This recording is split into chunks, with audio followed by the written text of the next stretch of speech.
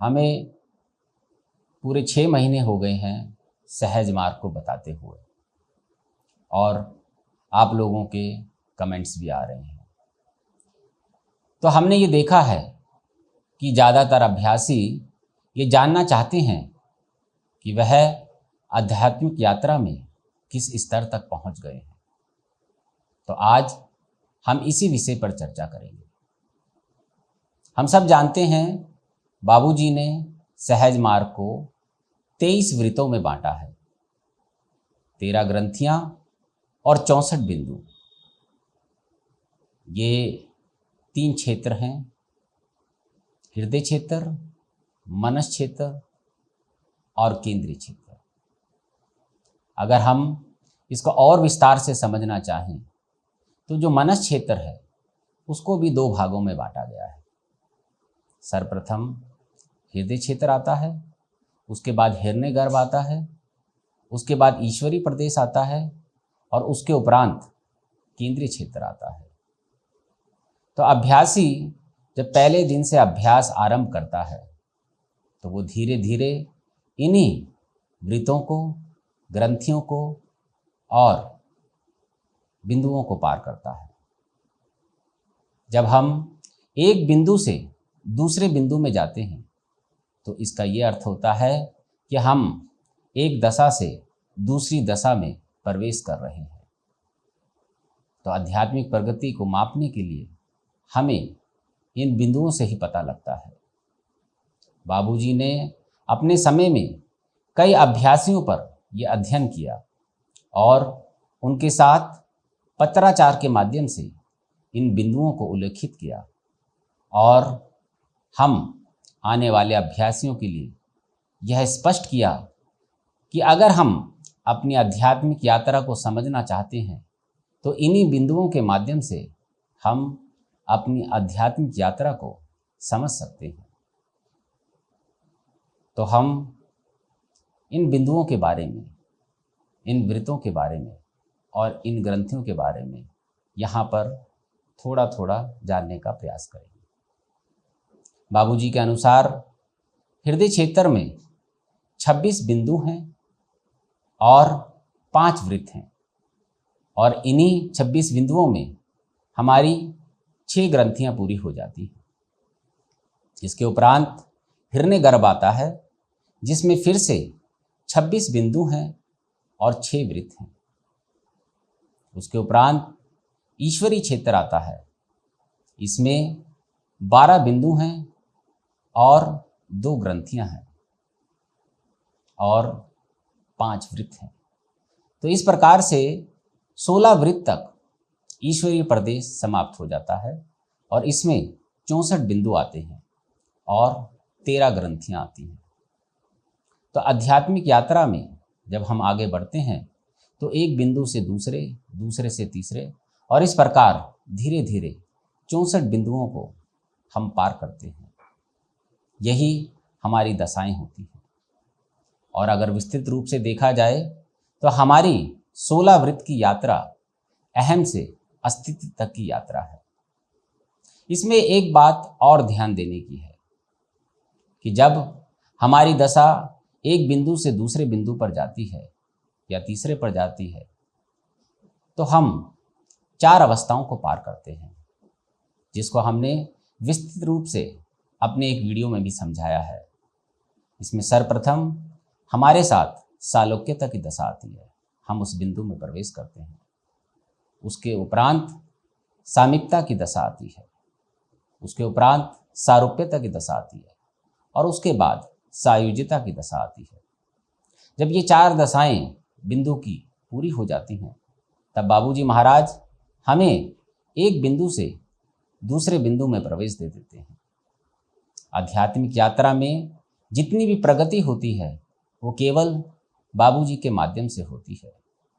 केवल बाबूजी जानते हैं कि हमने 4 दशाएं पूर्ण कर ली हैं या अभी और भी अभ्यास बाकी है। इसमें एक बात और बड़ी ही आवश्यक है जो हमें जाननी चाहिए। जब हम एक दशा से दूसरी दशा में जाते हैं और आध्यात्मिक यात्रा में प्रगति करते हैं तो जो पिछला बिंदु होता है वो सुषुप्त अवस्था में आ जाता है। मान लीजिए हम एक बिंदु से दूसरे बिंदु में जाते हैं, तो जो एक बिंदु की दशा है वो सुषुप्त अवस्था में आ जाती है। और ऐसे ही जब हम दूसरे से तीसरे बिंदु में प्रवेश करते हैं तो दूसरे बिंदु की अवस्था सुषुप्त अवस्था में आ जाती है। इस प्रकार धीरे धीरे हम प्रगति करते हुए 64वें बिंदु तक पहुंच जाते हैं और 63 बिंदु सुषुप्त अवस्था में आ जाते हैं। अब ये पूरी यात्रा बाबूजी के सहयोग से होती है।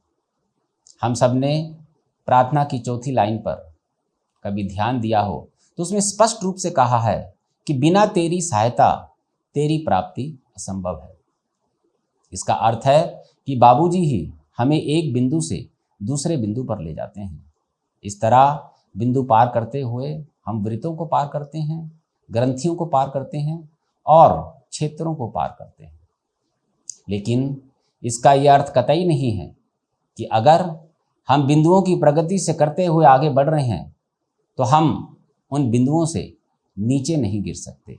जैसे ही बाबूजी से हमारा कनेक्शन टूटता है, हम स्वतः नीचे की बिंदुओं की ओर फिसलना आरंभ कर देते हैं।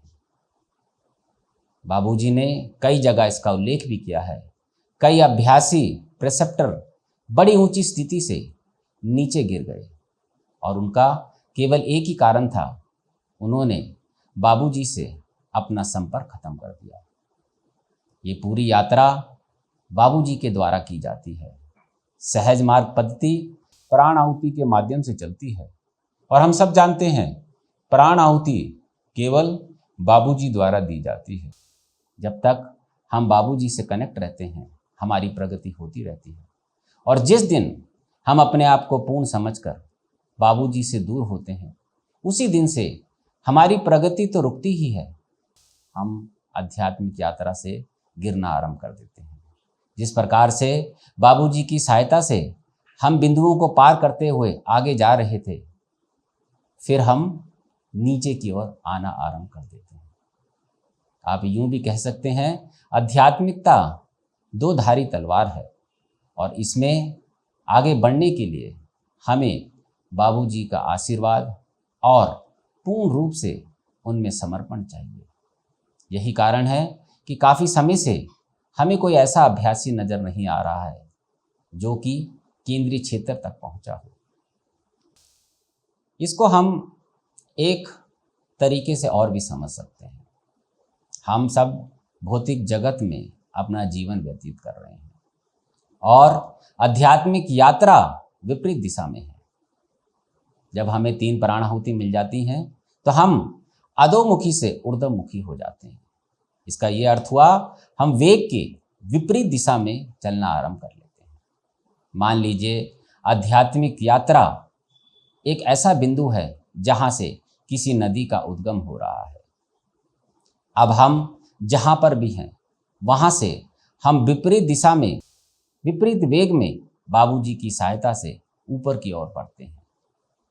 बाबूजी हमें अपने वेग से उस नदी के उद्गम स्थल तक ले जाते हैं जो कि आध्यात्मिकता का स्रोत है। और जैसे ही हम बाबूजी से अपना संपर्क हटाते हैं तो बाबूजी की किश्ती जो हमें वहाँ ले जा रही होती है उससे गिरकर हम सीधा भौतिकता की तरफ बढ़ जाते हैं और इस प्रकार जहाँ से हमने आरंभ किया था हम वहीं पहुँच जाते हैं। दृढ़ संकल्प, श्रद्धा और विश्वास ये आध्यात्मिकता के मूल पहलू हैं। हमें सतर्क रहना है कि हमारा ध्यान और हमारा समर्पण बाबूजी से ना हटे, क्योंकि बाबूजी ही हमें एक बिंदु से दूसरे बिंदु, एक वृत्त से दूसरे वृत्त और एक ग्रंथि से दूसरी ग्रंथि में आगे ले जाते हैं। हम तो केवल अभ्यास करते हैं, अपने आप को समर्पित करते हैं, बाबूजी में लय करते हैं कि वो अपनी कृपा दृष्टि से हमें आध्यात्मिक यात्रा में प्रगति दें और जो हमारा मूल लक्ष्य है उसको प्राप्त करने में हमारी सहायता करें। अब इसको समझने के लिए हम एक और चीज़ लेते हैं। हम सब जानते हैं आध्यात्मिक यात्रा जो है वो पिंड देश से आरंभ होती है। पिंड देश के बाद ब्रह्मांड मंडल आता है, ब्रह्मांड मंडल के बाद पराब्रह्मांड आता है और उसके बाद प्रकाश का क्षेत्र आता है जिसको केंद्रीय क्षेत्र भी कहते हैं। तो जब हम पिंड देश से ब्रह्मांड देश में प्रवेश करने का प्रयास करते हैं तो ऊपर की शक्ति हमें नीचे धकेलती है, क्योंकि ब्रह्मांड मंडल से ही पिंड देश में सारी शक्तियां प्रवाहित होती हैं जिससे स्थूल सृष्टि चलती है।